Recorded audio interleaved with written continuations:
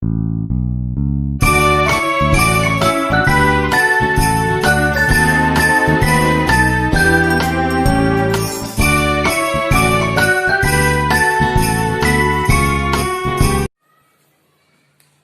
morning, student. This is our 7th lecture on the topic superposition of waves. In the last period, we had seen how a string which is tied or stretched between the two rigid support, it can be made to vibrate in a different mode of vibration. Also, we had seen the different laws of vibration of a string. That is law of length, law of tension and law of linear density. Now today we will discuss one of the important instruments in our physics laboratory, that is named sonometer. Now as far as the sonometer is concerned, this instrument is used to verify the laws of string, that is law of length, law of tension and law of linear density. So as far as any instrument is concerned, every instrument it works on certain principle. So as far as sonometer is concerned, what is the principle over which a sonometer will work? So for that purpose, let us see the construction of sonometer here. So the important part of sonometer, that a sonometer consists of rectangular hollow wooden box. Sonometer consists of what? Rectangular hollow wooden box having holes. And that box contains large mass of air particle in it. So that large mass of air particle, they are forced to vibrate. So that the sound produced by a vibrating string, gets amplified by the large mass of air particle inside that hollow wooden box called as a sound box. So what is the principle on which sonometer work? In a sonometer, a rectangular hollow wooden box which contains large mass of air particle, they are forced to vibrate so that the sound produced by vibrating string gets amplified. It gets amplified. So this is about the principle on which sonometer will work. Now the same principle is used in so many musical instruments which are actually a stringed instrument. Stringed means which consists of wires. What are the examples of musical instrument? Tanpura or violin or guitar. They are all stringed instruments where we will plug those strings and the sound with which those strings are vibrating, they get amplified by a hollow wooden box. So that is the principle of a sonometer. That is a principle of a sonometer on which this sonometer box will work. Now, as far as construction of sonometer is concerned, in board examination there might be a question. Describe the construction of sonometer. Then what or how we will describe? A sonometer consists of rectangular hollow wooden box having holes, contains large amount of air particle which vibrate forcefully. Large mass of air, they are forced to vibrate so that the sound produced by vibrating string, it gets amplified.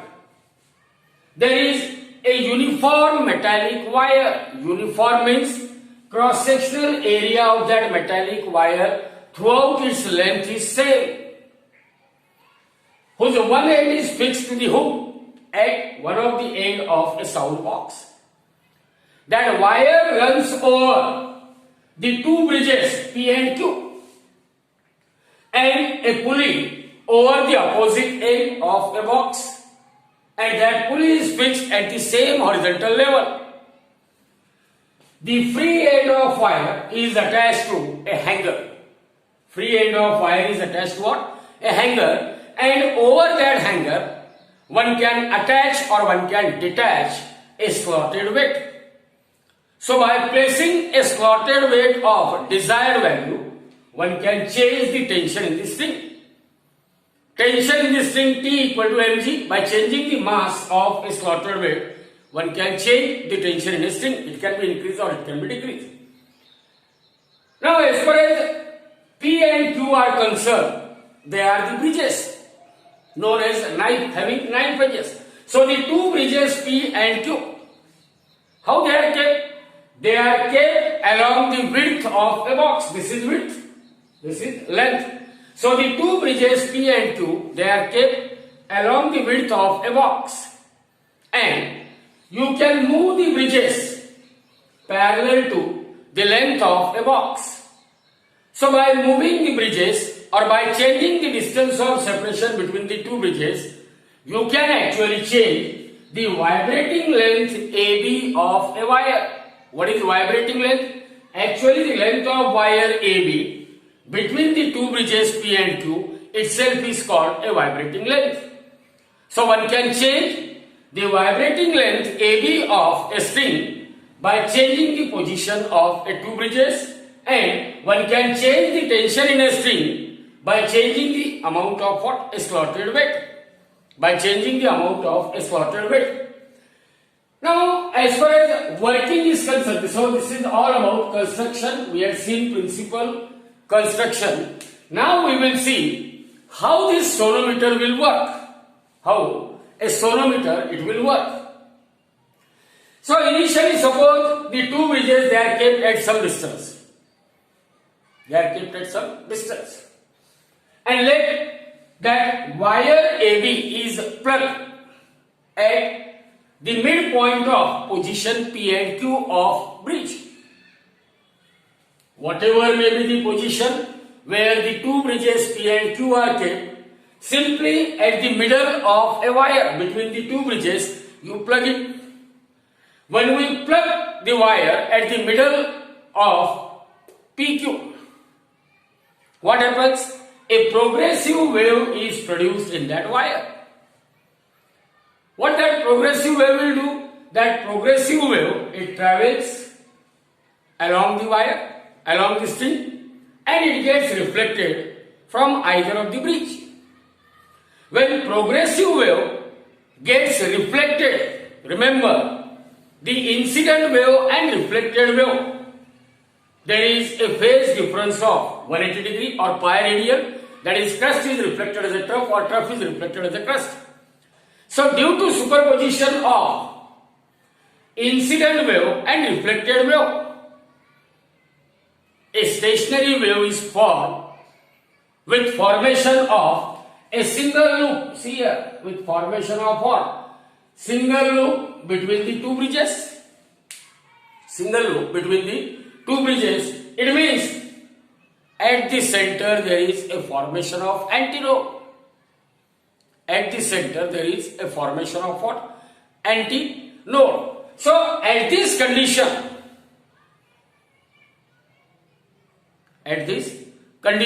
there occurs a resonance. There occurs a resonance, or particle at the middle of the wire, it will vibrate with maximum amplitude. So this is one of the way of vibrating that string, just plugging it at the middle. There is another method, practically in the laboratory. This string is made to vibrate with the help of a tuning fork. So when a tuning fork which is tuned and its stem is kept in contact with the top of a sound box, tune the tuning fork and its stem is kept in contact with what? The top of a sound box, so that fork is near to the wire. Then that wire is forced to vibrate. That wire is forced to vibrate. Remember, when wire is forced to vibrate, we will just adjust. We will just adjust, or we will just move one of the bridge away from the first bridge.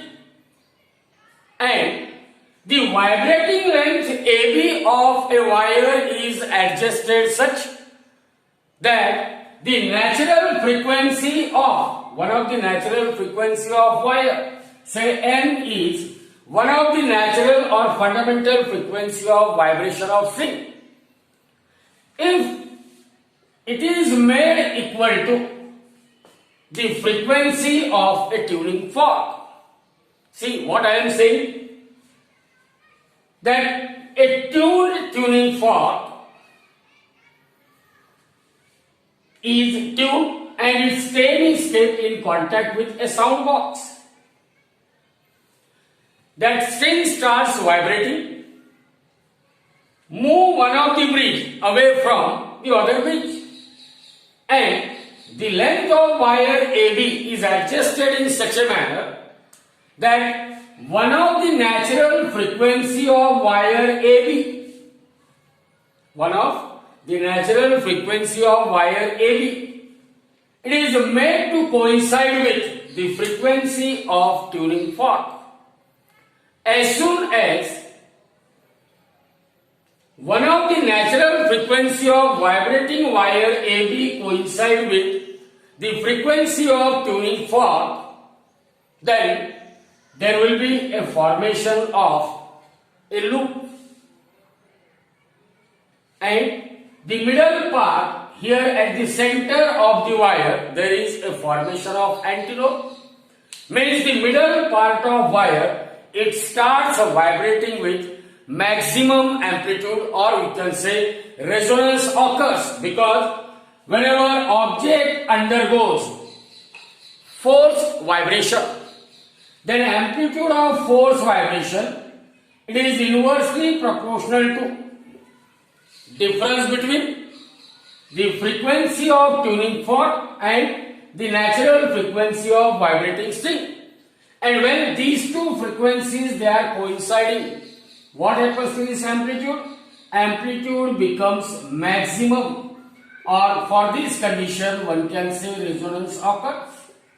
Resonance occurs, it means the middle part of wire it is vibrating with a maximum amplitude.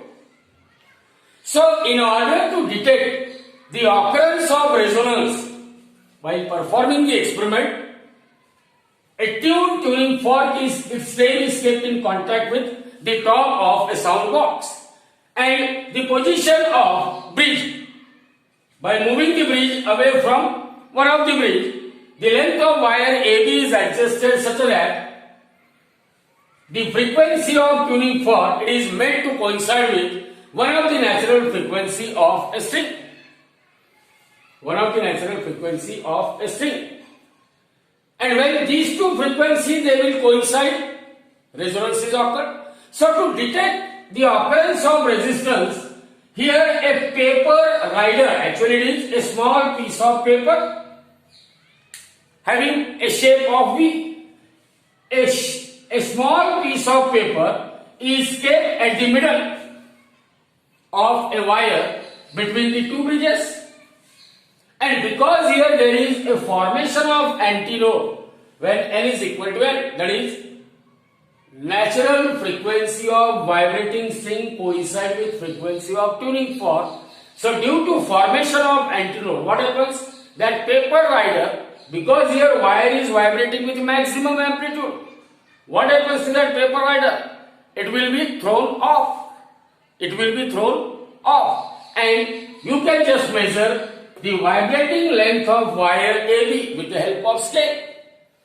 You know what is the tension in a wire? That can be detected with the help of what? A slotted weight T equal to mg. Length of vibrating wire or vibrating length of wire AB is nothing but distance between what? The two bridges P and Q. So either by changing the distance between the two bridges you can change the vibrating length, or by changing the slotted weight you can change the tension in this string. You can change the tension in this string. So this is all about the working of a sonometer. So as far as sonometer is concerned, you can vibrate the wire in a two ways: by plucking it at the middle of two bridges. Transverse wave is set up which get reflected and you will get a formation of stationary wave with formation of antinode at the middle. By pressing the paper rider, you can detect the occurrence of a resonance. Or the second method, a tuning fork of known frequency which is tuned. Its stem is made in contact with the sound box and is kept near to the wire. It is kept what? Near to the wire. So that wire is forced to vibrate with a frequency same as that of frequency of tuning fork. Now, by moving one of the bridge away from the first bridge, you adjust the vibrating length AB in such a manner that this wire is vibrating with one of its natural frequency, which is same as that of frequency of tuning fork. Under this condition, when n is equal to n, the amplitude of vibration is maximum, or you can say resonance occurs, and one can detect the occurrence of resonance just by placing a paper rider at the middle of the two bridges. That paper rider, because here antinode is formed, wherever resonance occurs means there will be a formation of antinode at the middle, and that as soon as you place that paper rider, it will be thrown off. It will be thrown off. So measure the vibrating length of wire AB, which is the distance between what? The two bridges. You can also record the tension in the string, because that tension in the string T equal to mg, where m is the mass attached to the hanger in the form of what? A slotted weight. So this is the principle, this is the working on which a sonometer can work. Now we will see one by one how sonometer can be used to verify the laws of vibrating string, that is law of length, law of tension, and law of linear density. Law of linear density. Now we will see how this sonometer is used to measure or used to verify the first law of vibrating string. Explain the use of a sonometer to verify the first law of vibrating string. Now what is that first law of vibrating string? Fundamental frequency of vibrating string is inversely proportional to vibrating length of a string, provided both tension T in the string and mass per unit length of wire, they remain constant. It means we have to prove that N into L, that is product of frequency of a tuning fork and its corresponding vibrating length, it is found to be constant. So to verify the first law, first we will measure the mass of a string, then measure the length of a string, then mass per unit length of string, which is called as linear density. So measure the linear density of a given metallic wire. Then it means linear density is kept constant. Then you just fix that one end of wire to a hook and run that wire over the two bridges pulley and attach it to the hanger. Then by adding some fixed slotted weight, the tension T in this string, it can be kept what? Constant. So tension in this string T equal to mg, it can be kept constant for fixed number of slotted weight attached to the hanger.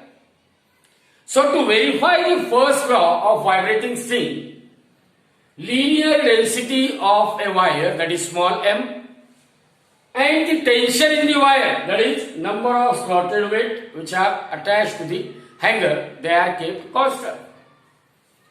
Now the two bridges, they are kept at some distance, P and Q, these are the two bridges, they are kept at some distance, and a tuning fork, say of frequency N1,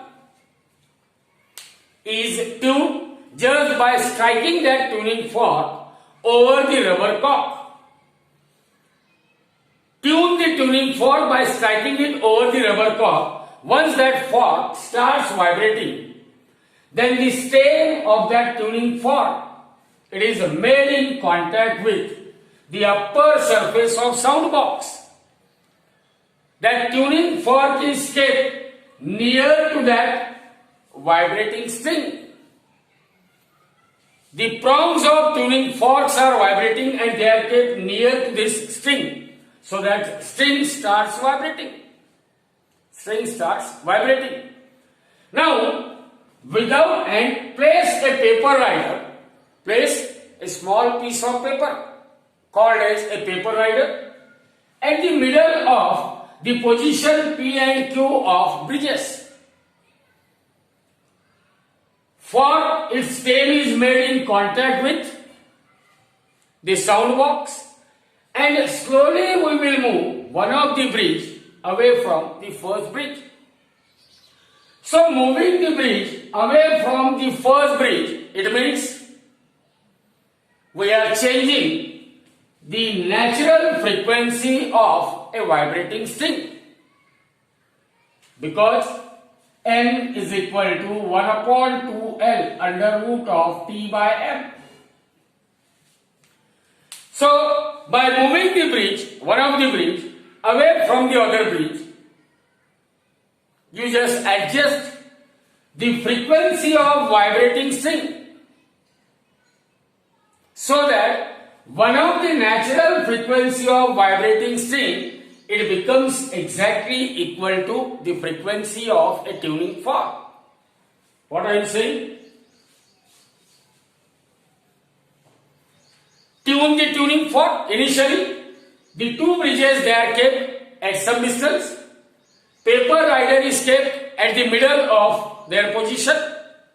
Tune the tuning fork by striking it over the rubber cork. You just keep the stem of that tuning fork tightly in contact with the upper surface of sound box, so that fork is vibrating near to the string, so that string starts vibrating. That string is forced to vibrate. Now by moving the bridge, one of the bridge, away from the first bridge, you just adjust the position of two bridge in such a manner that this string vibrate with one of its natural frequency and which coincide with the frequency of given tuning fork. So when one of the natural frequency of vibrating string coincide with the frequency of tuning fork, then resonance occurs. And when resonance occurs, what happens? There will be a formation of loop. It means there is a formation of antinode at the middle of the wire AB between the bridges PQ. Due to production of antinode, that central part of wire is vibrating with maximum amplitude. It means that paper rider is thrown off. Measure the length of wire AB. Say it is L1 and we call it as what? The vibrating length corresponding to frequency L1 of a given tuning fork. L1 is vibrating length in unison with the frequency L1 of a given tuning fork. Now repeat the same experiment for another tuning fork of frequency N2, N3, N4 and the corresponding vibrating by changing the position of or by moving the bridge Q away from the bridge P. Calculate or find out the vibrating length L2 corresponding to L2, L3 corresponding to L3. It means by using the tuning fork of different frequency N2, N3, N4, N5, the corresponding vibrating length L2, L3, L4, L5 can be measured in the similar manner. And what we observe? We observe the product N1, L1 is equal to N2, L2 is equal to L3, L3, and that is equal to what? Constant. It means N into L is equal to constant when T and M are constant. It means N is inversely proportional to L provided T and M they are constant. So what we conclude or what we observe from this reading, from this experiment? After performing the experiment, we can conclude that the frequency of vibrating string is inversely proportional to length of vibrating string provided both tension in that vibrating string and mass per unit length of that vibrating string are kept constant. That is frequency of vibrating, fundamental frequency of vibrating string. The word is important. Fundamental frequency of vibrating string is inversely proportional to length of vibrating string provided tension and mass per unit length of string are constant. Tension and mass per unit length of string are constant. So this is how you can make use of sonometer to verify the first law of length. So the key point as far as board examination is concerned, the only single sentence that we are observing every now and then, that one should adjust the position of or the distance between the two bridges are adjusted such that one of the natural frequency of a vibrating string, it becomes exactly equal to frequency of a tuning fork, and only for this condition resonance occurs. It means that middle part, at the middle part of a wire there is a production of antinode, so middle part will vibrate with maximum amplitude and that paper rider is thrown off. Measure the length of wire AB between the two bridges, which is the vibrating length L1 in unison with the frequency of tuning fork L1. That is all regarding the verification of first law of sonometer by using sonometer. Now, how sonometer can be used to verify the second law, that is second law of vibrating string, which is also known as law of tension. What is that law of tension or second law of vibrating string? It states that the fundamental frequency of vibrating string, fundamental frequency of vibrating string is directly proportional to square root of tension T in the string, provided both the vibrating length of string and mass per unit length of string, that is linear density, when both of them they are kept constant, then only fundamental frequency of vibrating string is directly proportional to square root of tension in the string.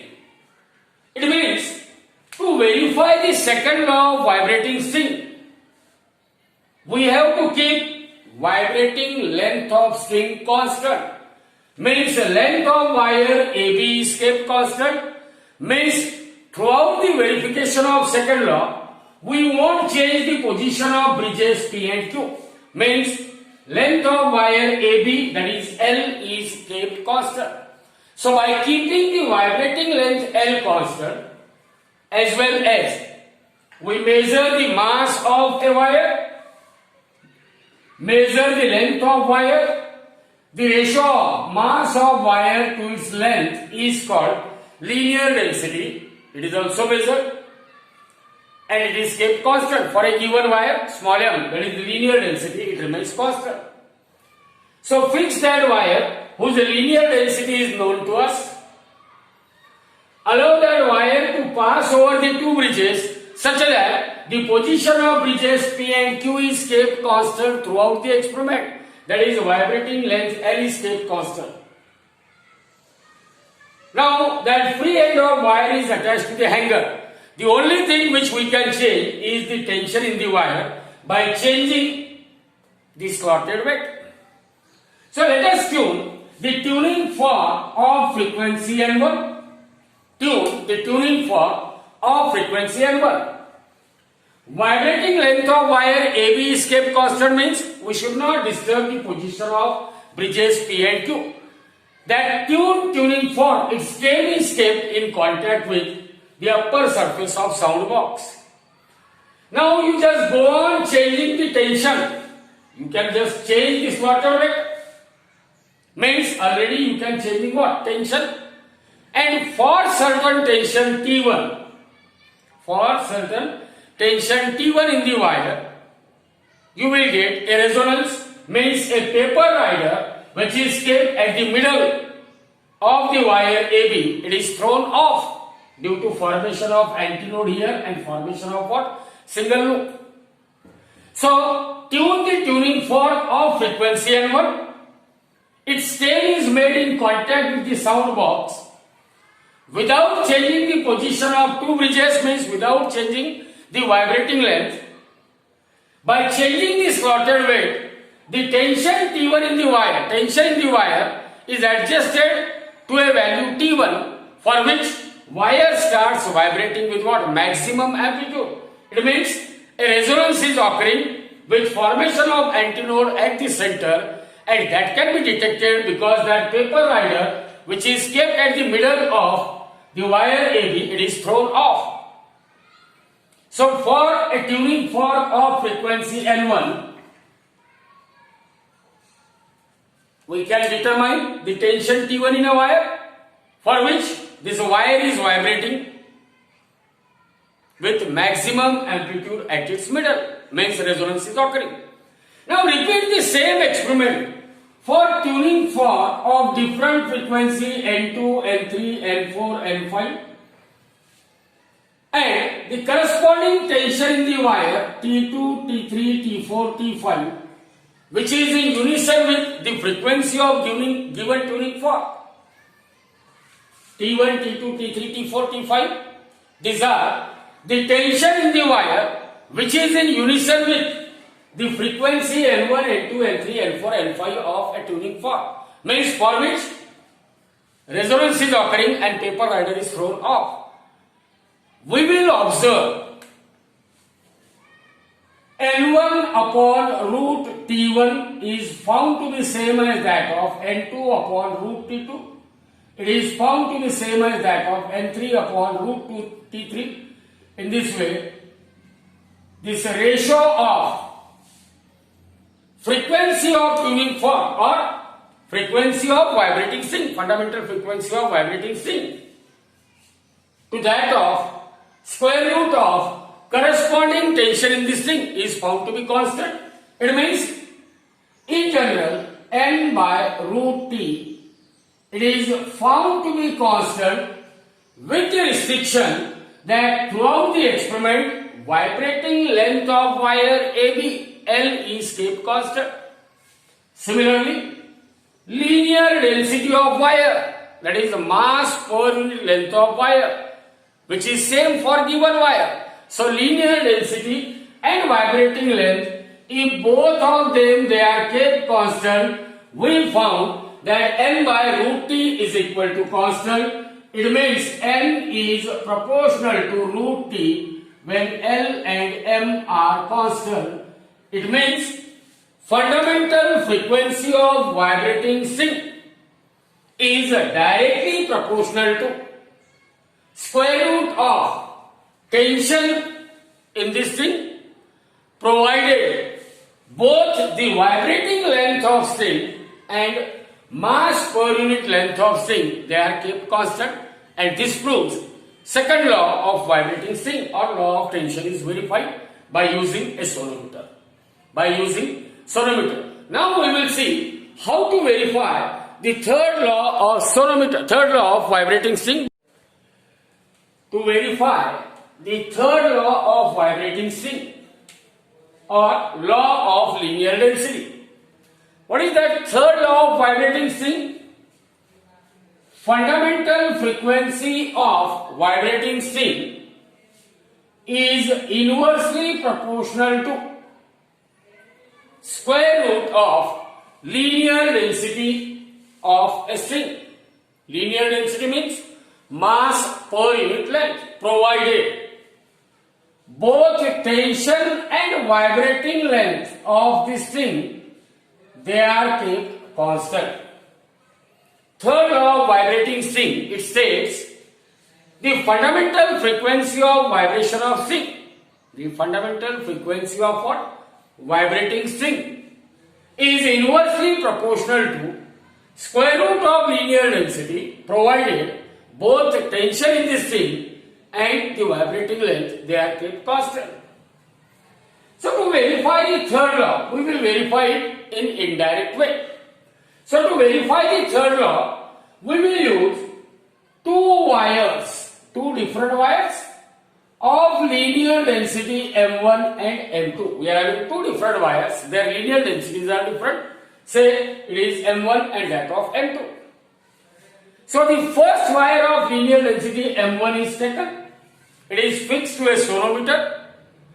The tension in the wire, because depending upon how many slotted weights are attached to the hanger, the tension in the wire is fixed. So for fixed number of slotted weight, tension in the wire is kept constant, say at a value T. So the tension in the wire is kept constant. Now take a tuning fork of some frequency.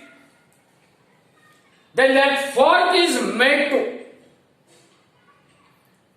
that tuning fork, it is made in unison with vibrating length L1. Means for that tuning fork of given frequency, find out the corresponding vibrating length L1.